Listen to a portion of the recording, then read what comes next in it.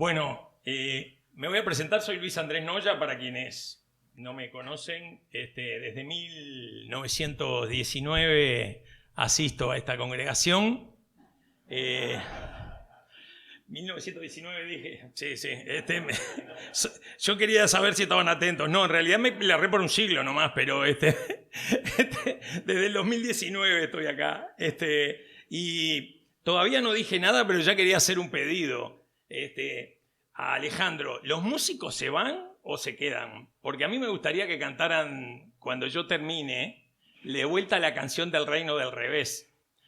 Porque la canción esta que escogieron los músicos y que yo no conocía, dice mucho de las cosas que yo pensaba decir esta mañana, ¿no? Respecto al reino de Dios. La introducción de Alejandro, cuando dice que comenzamos una nueva serie sobre las bienaventuranzas, me permitió descubrir que nunca había profundizado en el tema de las bienaventuranzas y tampoco había profundizado el tema del reino de Dios. Entonces, hace varias semanas que vengo dándole vuelta al tema de los pobres, ya les digo por dónde va a ir la reflexión de hoy, del reino y de en qué contexto están dadas las bienaventuranzas en el Sermón del Monte. Pero ¿por qué pido esa canción para el final? Porque vieron que no hay nada más íntimo que cuando uno está en el baño, ¿no? Ni la pareja está en el baño. Entonces yo quiero confesar algo que por suerte mi señora no está en Zoom porque nunca le gusta escucharme. Entonces lo puedo decir. Hoy me levanté mucho antes que ella y cuando me estaba duchando, ¿saben qué canción canté? Me dijeron que en el reino del revés nada el pájaro y vuela el pez, y no se la sigo diciendo porque María Elena Walsh, googleenla porque está fantástica. Es para niños, pero no hay nada más importante que los adultos nos detengamos a escuchar las canciones de niños. Y vaya la coincidencia que me duché con el reino del revés y vengo acá y descubro una canción sobre el reino del revés. Yo no sé si Dios está alineando los temas, pero te agradezco, Alejandro, y al equipo que haya elegido esta canción, y sería bueno que la volvieran a cantar luego de la reflexión. Las bienaventuranzas están en el primer evangelio, o sea, están en la primera parte del Nuevo Testamento, están en el capítulo 5 del primer evangelio, que es el evangelio de Mateo, y yo quería ver algunas cosas de los dos primeros versículos que parecen la introducción, pero creo que además de ser la introducción, dicen algo más. Y ven que dice ahí en la pantalla: viendo la multitud, subió al monte, y sentándose vinieron a él sus discípulos. Y tomando él la palabra, comenzó a enseñarles diciendo, y es como que esto sería la puesta en escena, ¿no?, de lo que va a decir Jesucristo. Pero ya hay algunas pistas acá que yo quería que nosotros pensáramos. Esta introducción de Mateo al Sermón del Monte, que es más extenso que las bienaventuranzas, y al principio de las bienaventuranzas, nos plantea dos alternativas. Nos podemos situar para escuchar a Jesús de dos modos. El modo de la multitud, porque ahí dice, viendo la multitud, subió al monte y sentándose vinieron a él sus discípulos, o en el modo discípulos, ¿no? Esta es una pregunta que cada uno de ustedes se contestará. Lo que sigue de la charla, y yo soy como el telonero de los que realmente saben de Biblia que vienen las próximas semanas, ¿no? ¿Vieron como en los conciertos?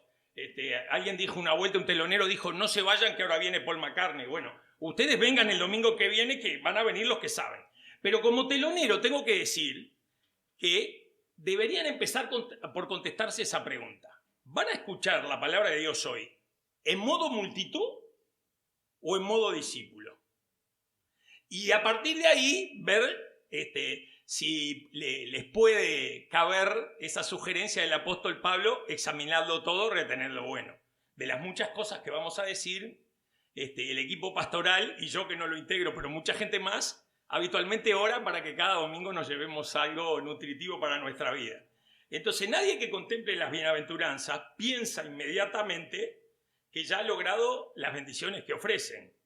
Más bien, aquellos a quienes se dirigen las bienaventuranzas probablemente serán considerados por las multitudes como personas que seguramente estaban sufriendo más por una maldición que por una bendición. Cuando leo las bienaventuranzas siguientes, las que van a venir ahora, hoy y los próximos domingos, me siento desafiado a notar que si las escucho como uno de la multitud, al menos yo, Luis Andrés, me maravillaré de la grandeza de los ideales que expresan. Pero si soy un seguidor de Jesús, entonces Él espera que las viva. En la siguiente pregunta que nos colocamos acá, ¿no? ¿Por qué da Jesús su sermón más famoso desde un monte? En realidad estaba hablándole a una multitud que conocía la ley de Moisés. Y Dios se le reveló a Moisés en el monte. Entonces, para los judíos y para el contexto donde está dado este mensaje, es importante que Jesucristo haya tomado su lugar en el monte. O sea que no es una casualidad que subió al monte, sino que es un mensaje para el contexto de Jesucristo en ese momento, quienes lo estaban escuchando en esa época de la historia. Pero también nos preguntamos por qué lo hace sentado. Y en realidad, en las sinagogas, los maestros de la ley, los eruditos, se sentaban para leer las escrituras. Entonces, es bueno reconocer que si bien los dos primeros versículos que leímos podrían ser desechables, y ustedes me dirán, pero Luis, la bienaventuranza empiezan en el versículo 3. Y ya llevas como 10 minutos hablando del versículo 1 y versículo 2, estás perdiendo el tiempo. Lo que pasa es que en realidad en la Biblia nada está de relleno. Todo tiene algún sentido que nos toca a nosotros decodificar. Entonces, el monte nos retrotrae al primer pacto de Dios con los hombres, que era con la ley de Moisés. Y el sentarse nos lleva a la contemporaneidad de quienes tenían prestigio, de quienes eran escuchados, de los eruditos de la ley. Pero si fuéramos a la siguiente, en la siguiente ya estamos en el versículo Mateo 3, le voy a pedir si pueden poner Mateo 3, que es la primera bienaventuranza. Pero antes de hablar directamente de la bienaventuranza que está en este versículo, algunas cosas generales de las bienaventuranzas proclamadas por Jesús que aplican a y a las otras bienaventuranzas que serán presentadas aquí los próximos domingos. Las bienaventuranzas aparecen como el código de ética del reino de los cielos, que es dado a los pobres en espíritu, a los afligidos, a los mansos, a quienes tienen hambre y sed de justicia, a los misericordiosos, a los limpios de corazón, a los constructores de paz, a los perseguidos a causa de la justicia. Las bienaventuranzas no indican solamente las exigencias del reino. Manifiestan en primer lugar la obra que Dios realiza en nosotros, haciéndonos semejantes a su Hijo y capaces de tener sus sentimientos de confianza plena en el Padre, de amor y de perdón hacia todos. Antes de profundizar en esta, quería decir algo más de las generalidades de las bienaventuranzas, porque cada una va a ser tratada, a las que aludí en este párrafo, cada una van a ser tratadas más adelante. Ser cristiano es vivir en Cristo, vivir la misma vida de Cristo, vivir como Él vivió. Por eso las bienaventuranzas proclamadas por Jesús en el monte iluminan las acciones y las actitudes características de la vida cristiana. Ahí está la dicha y la alegría del hombre. Ahí está la vocación a la que hemos sido llamados por Dios a ser felices. Así las bienaventuranzas responden el deseo natural de felicidad. Las bienaventuranzas encierran cierta paradoja, ¿no? Son promesas paradójicas. Sostienen la esperanza en las tribulaciones y anuncian bendiciones y las recompensas ya iniciadas por el amor y la misericordia inexplicable de Dios. Aunque el sufrimiento y la desesperanza parezcan llenar el mundo, Dios hace todo lo posible, y Dios es todopoderoso, hace todo para que la vida de cada persona tenga gozo, alegría, dicha y bienestar. Las palabras de Cristo hablan de sufrimiento, de pobreza, de hambre, de persecución, de llanto, de falta de paz, de injusticia, de mentira y de insultos. Hablan del sufrimiento del hombre en su vida temporal, pero no se detienen ahí. Hablan de dicha, de alegría, proclaman dichosos y felices, bienaventurados, y precisamente se refiere a los pobres, a los sufridos, a los que lloran, a los que tienen hambre y sed de justicia, a los perseguidos, a los calumniados por causa de su nombre. Y nos hablan también de la motivación y de las razones de por qué esa dicha, ¿no? De por qué esa alegría. En otras traducciones, yo ahí sugerí poner a quienes armaron el PowerPoint que era bueno poner dos traducciones, porque en la nueva versión internacional, van a ver en los versículos siguientes también, NBI es nueva versión internacional, RB 60, Reina Valera del 60, algunos matices en las palabras son relevantes en el sentido de que en una dice el reino de ellos es el reino de los cielos y en otra dice el reino de los cielos les pertenece. En lo que todas coinciden, y a veces aclaro de un error que no, digamos que es involuntario porque no creo que haya mala intención ahí, es que son bienaventurados los pobres en espíritu y no de espíritu. Porque pobre de espíritu es aquel como que no tiene espíritu de emprender, no tiene espíritu de optimista, no tiene espíritu de encarar desafíos. Y acá estamos hablando de pobre en espíritu, ¿no? Las bienaventuranzas nos abren un horizonte nuevo con relación a la vida y a las conductas humanas. Son dichosos quienes se dejan guiar por el espíritu de las bienaventuranzas. Jesucristo enseñó y describió cómo ser un discípulo. Y acá está el planteo de que le estaba hablando a la multitud y a los discípulos. Entonces, en eso de escribir y enseñar cómo ser un discípulo, con las bienaventuranzas vemos un mensaje poderoso llamado Sermón del Monte, que inicia con las bienaventuranzas y después tiene, digamos así, otros bloques temáticos de ese código de ética del reino de los cielos.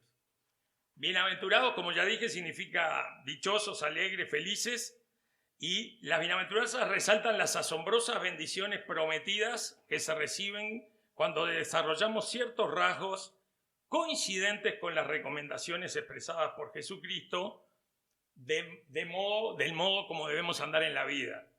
Acá hay algo que retoma después las cartas apostólicas del Nuevo Testamento que dice, el que cree en él debe andar como él anduvo. Y acá en realidad las bienaventuranzas aplican para aquellos que como discípulos tratamos de coincidir con los principios, con los valores, con las recomendaciones, con los mandamientos, con la sugerencia de que hay otra cultura, otro reino, otra forma de vivir, ¿no? En realidad, yendo directamente a este versículo y habiendo dejado la introducción a todas las bienaventuranzas, lo que me resultó difícil es cuál es el concepto en el reino de Dios de la pobreza. Entonces, es feliz, es dichoso, es alegre, es bienaventurado, es un ser bendecido, un pobre en espíritu, pero en el contexto, porque a veces un texto fuera de contexto es un pretexto, ¿no? Entonces, ¿a quién le está hablando? Le está hablando a los que conocían el Antiguo Testamento.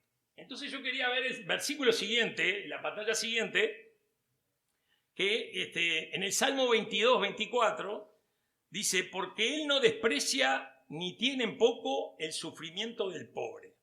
No esconde de él su rostro, sino que lo escucha cuando él clama.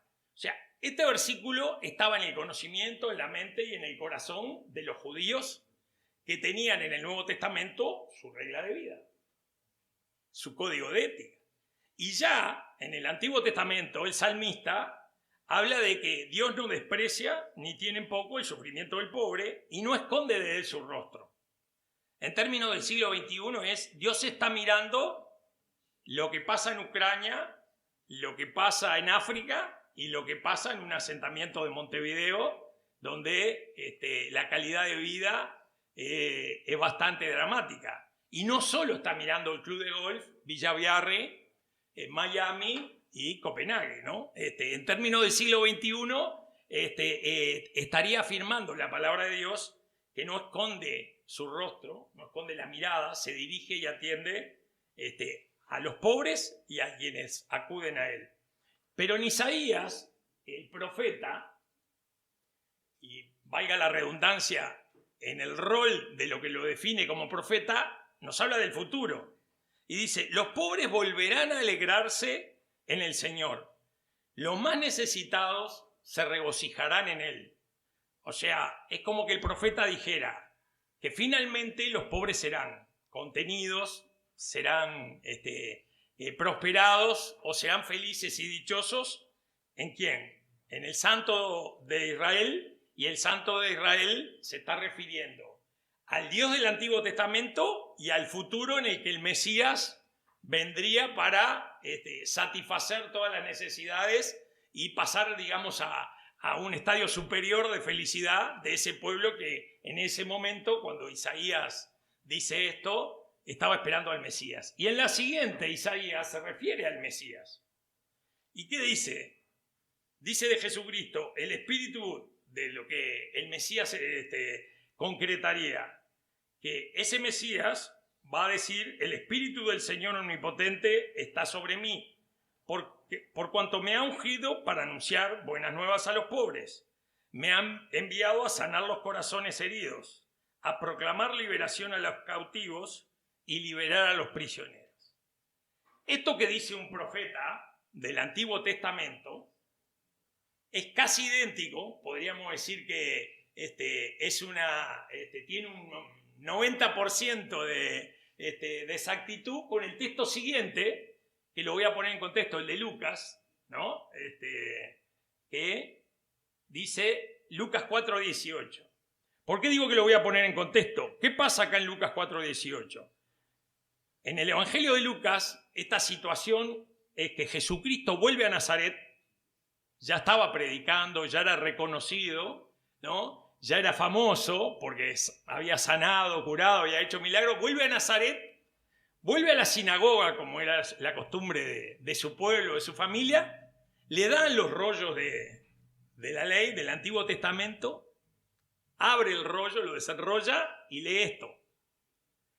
Y no lo quiero leer para no perder tiempo porque nos quedan pocos minutos, pero ¿por qué cité Lucas 4:18?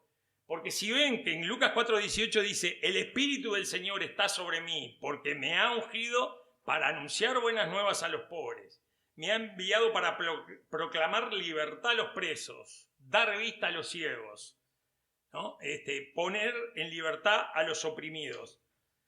Lee lo que leímos en la diapositiva anterior de Isaías, cierra el rollo y se sienta. Y lo miran como diciendo, decinos algo. Y Jesucristo dice, hoy se ha cumplido esta escritura porque Él es el Mesías y coincide que lo que profetizaron, lo que el Salmo daba como consuelo, se concreta en la persona de Jesucristo, no solo en el Sermón del Monte que estamos estudiando, sino en lo que Lucas dice años después.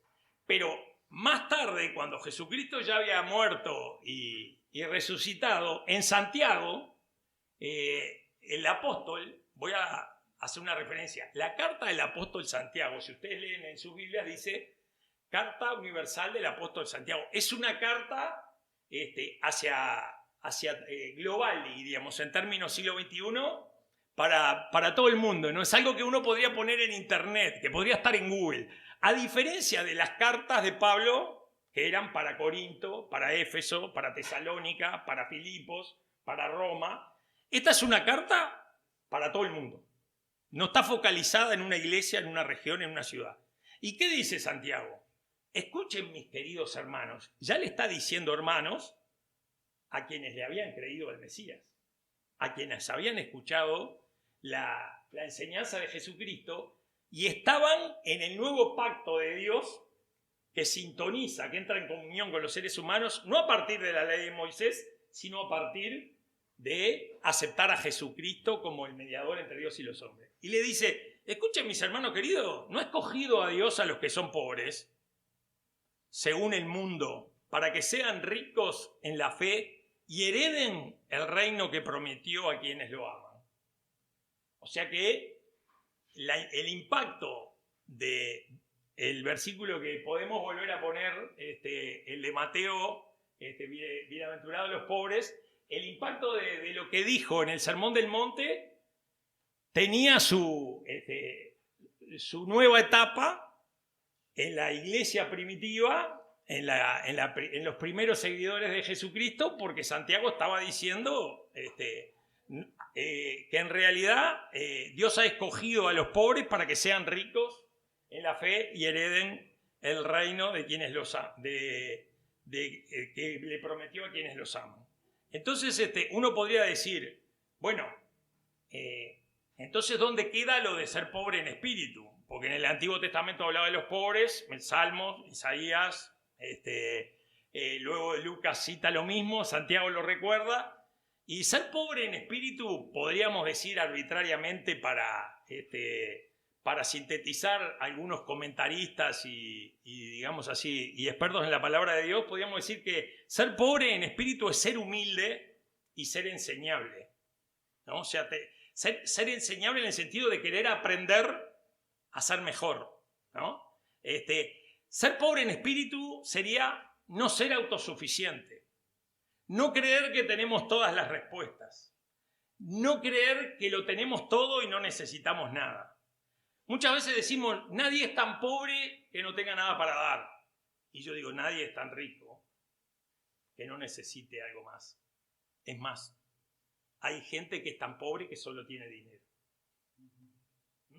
Entonces digo, ser pobre en espíritu, ser humilde, enseñable. Jesús desea que siempre reconozcamos humildemente lo que necesitamos de Él, ¿no? En su ministerio, o sea, en su tránsito por la tierra, Jesús encarnó al ungido que se describe en Isaías, al que trae las buenas noticias a los oprimidos, sanación a los quebrantados, libertad a los cautivos. En realidad, la opresión, el cautiverio, la desolación son formas de pobreza, como lo es la incapacidad de cada uno de nosotros de sostentar nuestra propia vida sin ningún auxilio, sin ninguna ayuda y sin ningún apoyo. La pobreza material no se alaba ni se idealiza en la Biblia, ni se ve como virtud espiritual. Eso sería una conclusión errónea después de leer y reflexionar sobre la primera bienaventuranza. Los pobres no son bienaventurados porque sean pobres.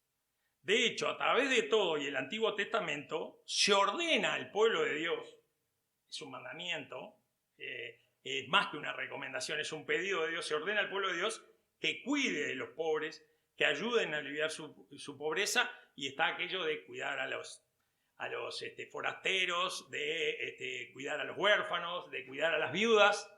Entonces, hicimos una diapositiva con esta frase porque no es ningún texto bíblico, pero es una convicción que si alguien tiene otra visión, está mi WhatsApp y mi mail a disposición, y me gusta dialogar sobre esto más que el dulce leche. Así que bienvenidos los aportes, las quejas, las críticas, las recomendaciones y las correcciones más aún, ¿no? Entonces, esto de que la pobreza en sí mismo no es una virtud, es porque si no, los ricos no heredarán la tierra ni tendrán la gracia de Dios, y los pobres, bueno, como somos pobres ya estamos salvados. No, eso sería una interpretación absolutamente errada si leemos la totalidad de algunos versículos que traje acá y otros que los podemos seguir dialogando cuando ustedes gusten. Podríamos decir en ese sentido que si la pobreza no es una virtud, ¿qué pasa con el reino, no? ¿Qué podemos hablar del reino? Y yo escogí acá, entre muchas citas que podría ayudarme a esclarecer algo del reino, Pablo confirma el carácter radical del reino de Dios. En Romanos 12:2 nos dice, no se amolden al mundo actual, sino sean transformados mediante la renovación de su mente. Así podrán comprobar cuál es la voluntad de Dios, buena, agradable y perfecta. Esto de no amoldarse hay gente que dice, yo hace 40 años que pienso lo mismo. Yo digo, está en el horno. Porque en realidad, si yo pienso, ¿no?, que mi hija, que ahora tiene 36 años, cuando se fue en un viaje 10 meses, a sus 18 años, ¿no?, 8 meses por 10 países de Europa, tenía noticias cada 7 días cuando llegaba a un cibercafé y andaba por Polonia, tipo hora misionera, ¿no?, campaña evangelística, andaba por Ginebra, andaba en campamentos con chicos jordanos y libaneses, en campamento de verano, en una campaña evangelística en Irlanda, y yo digo, no, yo sigo esperando los mails de Luciana cuando gana un cibercafé. No, Luciana me llama ahora cuando termina la reunión y hablo con Olivia, ¿no?, mi nieta de 3 años. Entonces, esto de amoldarse, ¿no?, al mundo, yo siempre digo, si Jesucristo estuviera hoy, no subiría del monte, hablaría en la apertura de las Olimpiadas o en la del Mundial de Fútbol o en el intervalo del Super Bowl, porque era Dios, pero tenía la sensatez y el sentido común de la época en la que vivía, ¿o no? Entonces yo digo, es relevante lo que dice el apóstol Pablo, ¿no? No se amolden al mundo actual, sino sean transformados mediante la renovación de su mente. En esa renovación de la mente, lo absoluto que es Dios, lo mantenemos. Pero dice también el apóstol Pedro que cada uno de nosotros es como un administrador, un representante de la multiforme gracia de Dios. Y la gracia de Dios tiene muchas formas, ¿no? Uno puede estar visitando presos, otro puede estar llevándole una canasta a una viuda, otro puede estar comprando una mochila a un escolar ahora que empiezan las clases, y otros pueden estar, como el grupo que lidera Cintia, cantando villancicos en el hospital. Y esa es la multiforme gracia de Dios, ¿no? Entonces, los cristianos sabemos que el reino de Dios está cerca, porque ha sido inaugurado con la vida, muerte y resurrección de Cristo. Está cerca porque también en buena parte depende de nosotros, discípulos y seguidores de Jesús. Somos nosotros los llamados a acercar el reino, a hacerlo visible y actual en este mundo, como preparación a su establecimiento definitivo. Y esto se logra con nuestro esfuerzo y conducta de acuerdo a los preceptos del Señor, con nuestra identificación y seguimiento, en esto de si seguimos en la multitud o optamos por ser discípulos. La bienaventuranza prometida nos coloca ante opciones morales, ¿no?, decisivas. Nos invita a purificar nuestro corazón y a buscar el amor de Dios por encima de todo, a poner en Él la confianza plena. Esta es la verdadera felicidad, la auténtica alegría, la alegría de estar dentro del amor de Dios. Y en realidad, la alegría de los hijos es una alegría que requiere confianza total en el Padre. Aquí quienes tienen hijos chicos pueden decir la cara de felicidad cuando los van a buscar al colegio, cuando vienen del trabajo, ¿ven? Y en realidad nosotros deberíamos tener esa alegría de saber que Dios no vuelve la cara de nosotros, sino que somos nosotros que a veces no lo consideramos a Él, ¿no? Es la alegría profunda y exigente de las bienaventuranzas, la de las personas que viven una entrega total a Dios, aquellas para quienes solo Dios basta.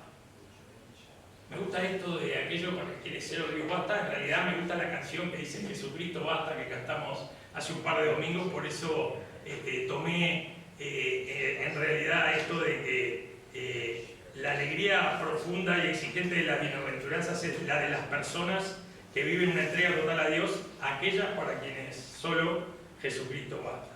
Es la felicidad que solo en Dios tiene su relación plena, la alegría que nadie podrá quitar, la que es fruto del amor y por consiguiente de Dios mismo en persona, que es amor. Sigámoslo y veremos un mundo en cambio, el cambio que necesitamos.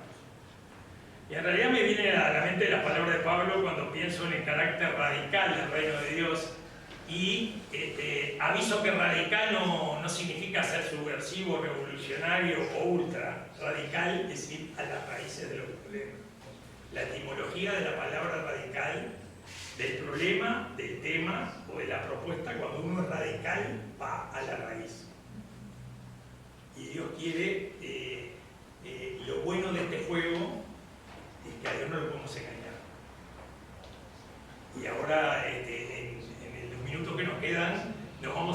preguntas para cada uno, no hay respuestas correctas, porque no las vamos a chequear, pero en ese sentido podemos decir que esto de ser radical, ¿no? Cuando en este versículo, acá vienen algunas de las preguntas, gracias, existe el riesgo de caer en la trampa de confundir nuestros valores culturales con los valores del reino de Dios. Bienaventurados los pobres en espíritu. Esto aplica a Luis, a David, a Rosina, a Alejandro, a Rodrigo, a Diana. Es una pregunta que cada uno se responderá. Describe a nuestra congregación. Acá tuve un lío bárbaro, porque algunos pueden pensar, ¿por qué pusiste congregación? Sí, podía haber puesto iglesia, podía haber puesto comunidad de fe, podía haber puesto parroquia, y en realidad puse congregación, porque voy a confesar un pecado acá. El otro día me asusté porque varias veces en la radio sentí la palabra congregados. Y yo pensé que era una palabra privativa del mundo cristiano. Y en realidad la palabra congregado quiere decir cuando hay personas en un grupo con un mismo objetivo. Entonces uno se puede congregar en la ONG, en el grupo de padres de la escuela, ¿no? En el club deportivo, o sea que en realidad es más abarcativo el congregados. Yo casi pido disculpas acá porque estaba equivocado. Hasta pensé que era casi... ¿Y esto por qué hablan de que estaban congregados? Estaban congregados frente a un político, estaban congregados frente a una conferencia de prensa que iba a dar un director técnico. Y me enojé, pero en realidad el idioma español no tiene palabras para la subcultura evangélica o cristiana. Las podemos usar todas. Entonces cuando yo digo acá, describe a tu congregación, cada uno pone su grupo de pertenencia. Y ve si está en sintonía con los valores del reino o no. Ciertamente las bienaventuranzas son imprescindibles para el tipo de transformación y renovación que proponía Pablo. Nos ayudan a discernir en qué área vivimos según el reino de Dios y en cuáles podríamos haber perdido de rumbo. Ilustran que para el seguidor de Cristo los mensajes culturales sobre el deseo de éxito, sobre el poder, sobre algunas reivindicaciones son efímeros, insuficientes y frágiles por sí mismos. El reino de Dios desafía, supera e incomoda a los valores de otros reinos. Por eso coloco acá otras preguntas que pueden ser más o menos incómodas o más o menos fáciles de responder. ¿Estamos comprometidos con la voluntad de Dios incluso cuando es difícil? ¿Estamos abiertos a una continua conversión, una renovación de la mente? Que no nos permita conformarnos a este tiempo y sus valores.